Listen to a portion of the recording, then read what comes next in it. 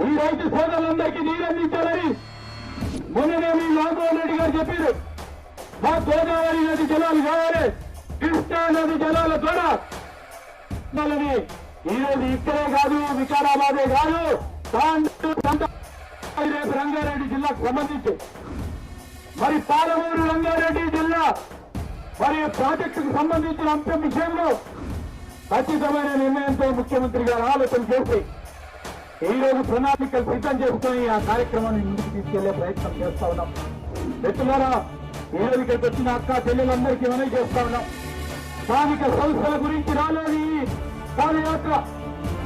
స్థానిక సంస్థల గురించి కాదు, ఎన్నికలున్నాయని కాదు, ప్రజలకు చేరువలో ప్రభుత్వం ఉండాలని రాహుల్ గాంధీ గారు, మల్లికార్జున ఖార్గే గారు ఇచ్చిన ఆదేశానుసారం ఇద్దరు పెద్దలు కూడా ఇక్కడ నిలబడి ఉండటం జరిగింది.